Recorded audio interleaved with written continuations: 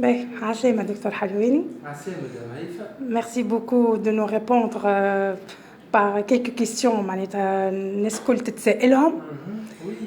plaisir, avec plaisir.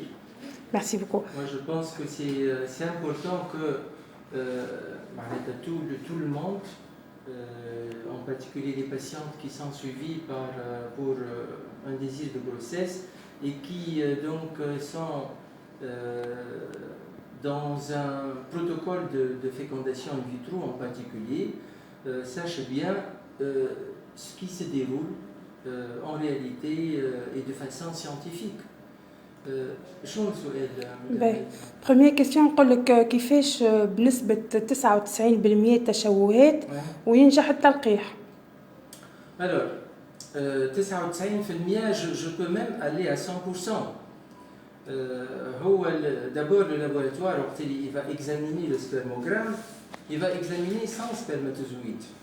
Or, généralement, on a des milliers de spermatozoïdes, des millions de spermatozoïdes, et donc on n'est pas capable de faire la morphologie de tout le capital de spermatozoïdes d'une personne. Et donc si on prend 100 spermatozoïdes par exemple, c'est vrai que c'est un échantillon représentatif, mais il se peut que si on prend 100 autres, on va trouver des spermatozoïdes qui sont normaux. Ça d'une part. La deuxième chose, c'est que on prend un spermatozoïde et on voit la morphologie du spermatozoïde. On voit la forme du spermatozoïde, mais on ne voit pas l'intérieur. C'est le capital génétique qu'on ne peut pas examiner. Ok? Oui. Et ce capital génétique, il peut être normal, même avec un spermatozoïde qui est anormal. Anormal, c'est-à-dire, je ne sais pas, la queue est courte, ou la tête, elle est amincie.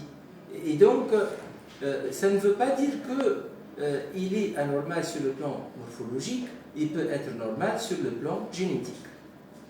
Moi, je pense que on a déjà posé cette question à un grand monsieur qui s'appelle Dr Devroy, qui est de l'équipe belge, qui a fait la première micro-injection dans le monde, dans les années 92, et on lui a posé la question: docteur, comment se fait qu'un spermatozoïde qui est anormal donne une fécondation, il donne un embryon normal et un enfant?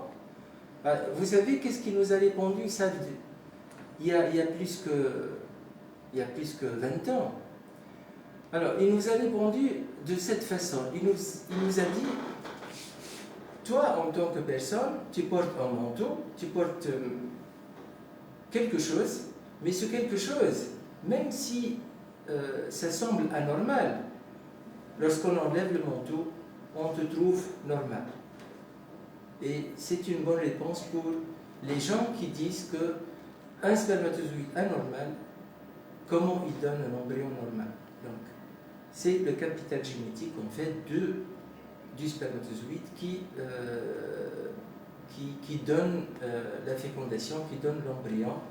Sachant que les biologistes, lorsqu'ils sont devant des spermatozoïdes anormaux, ils essaient de trouver les spermatozoïdes les plus normaux pour les utiliser dans la fécondation des ovocytes qu'ils ont récoltés de la patiente. Voilà. Merci. Deuxième question, نقول لك نسبة المخزون 0,1 0,2 وكيف وينجح التلقيح. Oui, question importante aussi. En fait, le makhzoun, il est déterminé par deux moyens. Le moyen échographique, c'est-à-dire ce qu'on appelle les follicules entraux. Donc, combien on trouve de follicules entrales dans les deux ovaires en faisant une échographie, d'une part. D'autre part, il est déterminé également par le taux d'AMH. L'AMH, c'est l'hormone antimullérienne qui, normalement, elle est comprise entre 2 et 7 nanogrammes. Et donc, si on prend l'exemple de 0,1, il va sûrement nous dire que le makhzoun ضعيف. mais il ne peut jamais nous dire que ce makhzoun ضعيف empêche une grossesse. La quantité ou la qualité oui. site, et il se peut avec makhzoun ضعيف, surtout si la femme n'est pas âgée, on réussit à avoir un embryon et on réussit à avoir un bébé. Merci. Ben, troisième question, l'important انه جمعت تقنية البلازما. يسألوا برشا على تقنية البلازما. كيفاش لشكون تتعمل؟ Et dans quel cas, voilà, dans quel cas نجم نعملوا تقنية؟ Oui.